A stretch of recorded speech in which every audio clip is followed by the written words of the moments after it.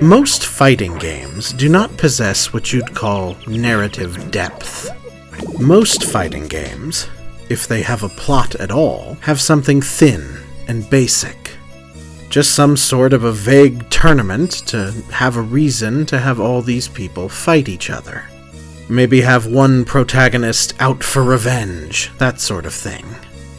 The previously chronicled King of Fighters series does get to some pretty wild places, but at least it built that story through the games themselves.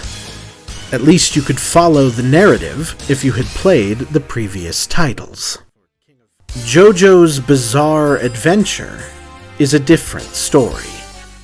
These days, thanks to the long-running anime, one of the most popular shows in the medium, people are relatively familiar, in a general sense, of the exploits of the Joestar clan. But in 1999, brand recognition in the United States for JOJO'S Bizarre Adventure was basically nil, and it's insane that this fighting game managed to get ported over at all. As of 1999, JOJO'S Bizarre Adventure was a manga that had run for about a dozen years in Japan, but in the US, that had so little cultural meaning that the back of the box calls it a comic book series. JOJO wouldn't be officially translated and released in English until 2005, and other than one Little Scene home video adaptation from 1993 that adapted only the second half of the third arc of the series, the first half of the third arc wouldn't be adapted until the early 2000s, JOJO'S Bizarre Adventure meant absolutely nothing to most Americans. It had so little catch it out here that when Capcom made the video game adaptation in 1998 and decided to port it to the West, they renamed it JOJO'S Venture in the arcades. I guess because the game is curious enough, even without that wild title.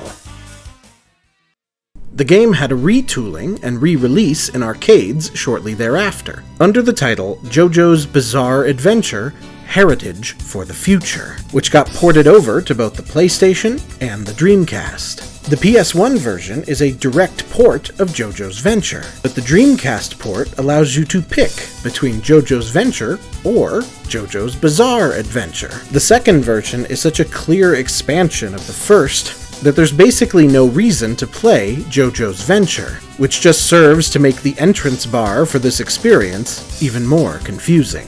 This game faithfully adapts the third arc of the manga, known as Stardust Crusaders, and since we've already talked about it so much, I might as well give you a quick primer, if you're not familiar.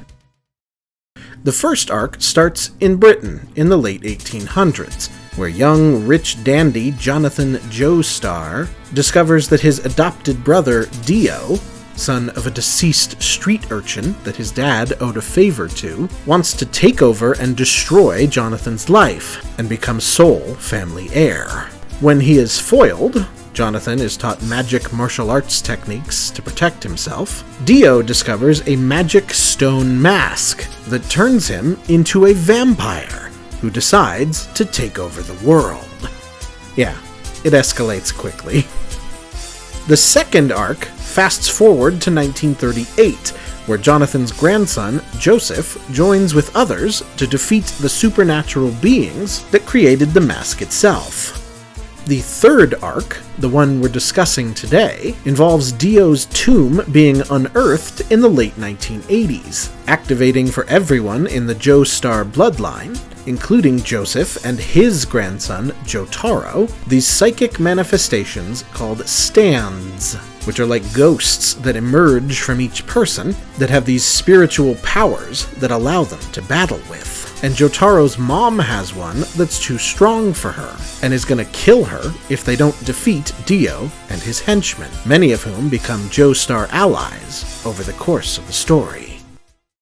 Mercifully, if all the specific details are confusing and, well, bizarre, the competitive structure of the game is not.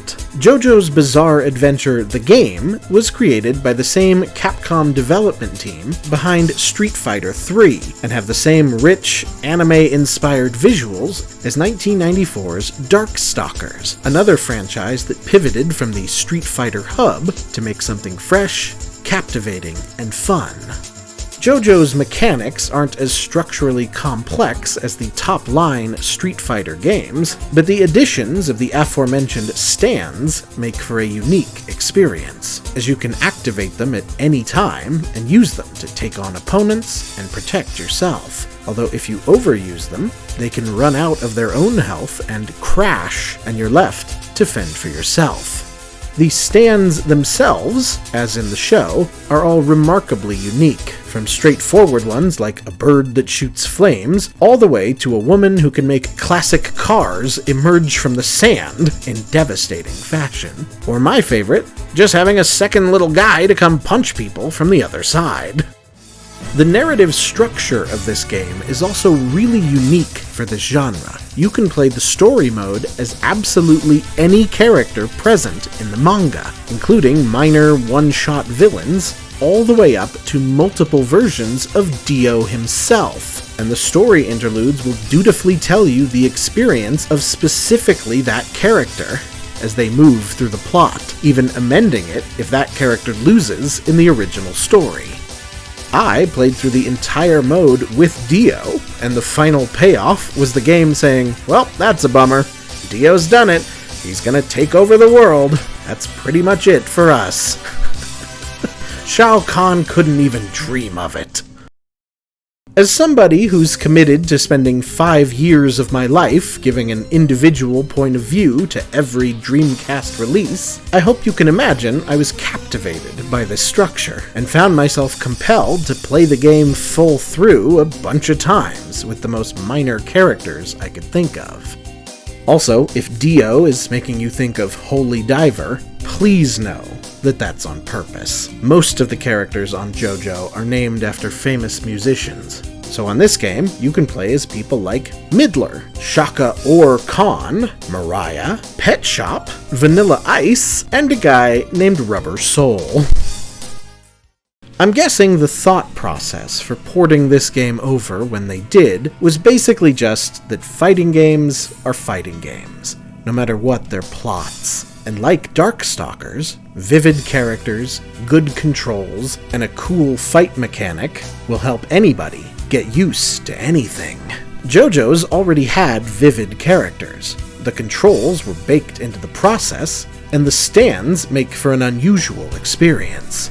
It's not as deep or addicting as some of the other recent games, since the Dreamcast put out an inordinate number of fighting games right off the top, but it's fun, and it just feels so wild looking back now that not only was there somehow a JoJo's Bizarre Adventure fighting game, but that it came out so long ago that a week before its launch date, the very first episode of One Piece aired in Japan.